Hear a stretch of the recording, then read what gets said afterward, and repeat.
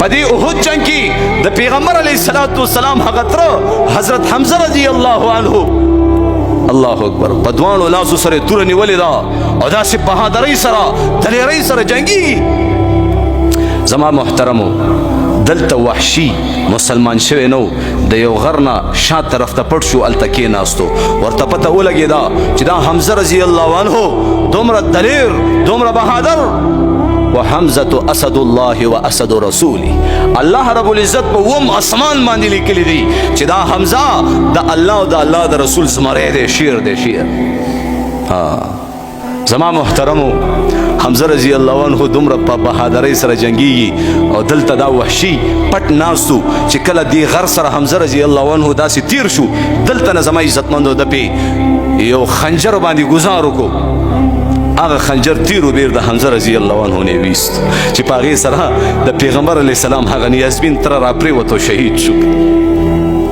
چې کله راپرېوتو شهید شو دا وحشي راغی په سینه ورته کېناستو سینې ورله وڅېرله زړی ترې نه رابار کړو د نبي علیه الصلاة والسلام تره موږ او تاسو ته دومره درد څوک راکړي دومره زور څوک راکړي موږ او تاسو به هغې سره څه کوو نبي علیه الصلاة والسلام هغه نیازبین تره په سینه باندې وحشي ناست دی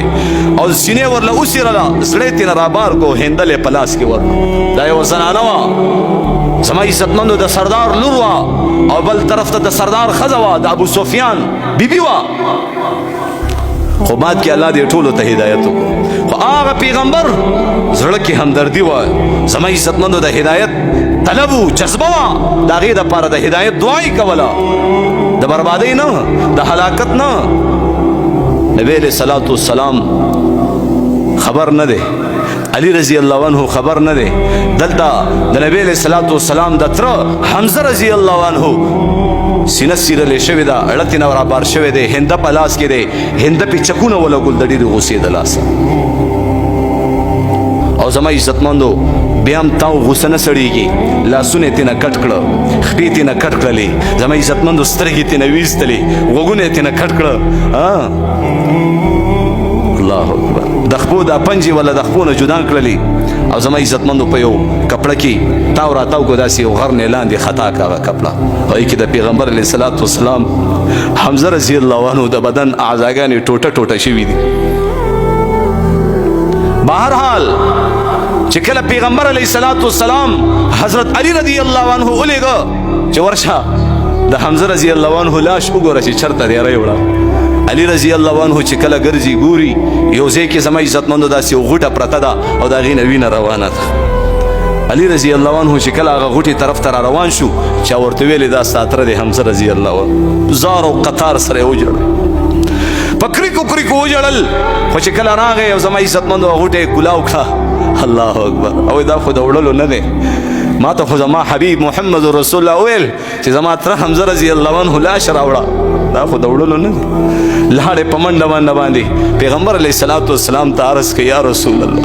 د هغې لاش د راوړلو نه دی تاسو په خپله باندې راشئ وګورئ نبي علیه الصلاة والسلام چې کله راغی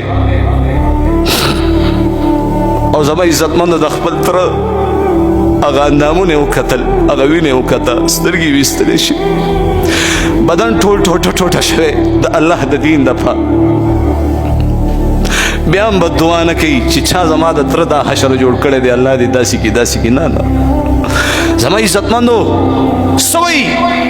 چې الله رب العزت ته حمزه رضی الله عنه قرباني دا بهادري دا دلیري دومره خوښه شوه دومره قبوله شوه چې په اووم اسمان باندې الله ولیکل وحمزة اسد الله واسد رسوله حمزه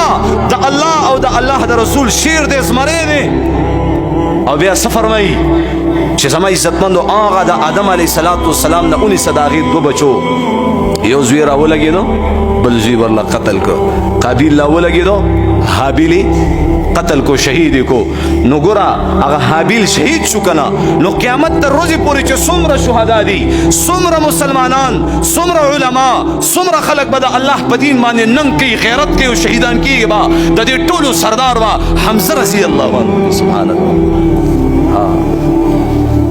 الله رب العزت د ټولو شهیدانو سردار جوړ کو څوک حضرت حمزه رضی الله عنه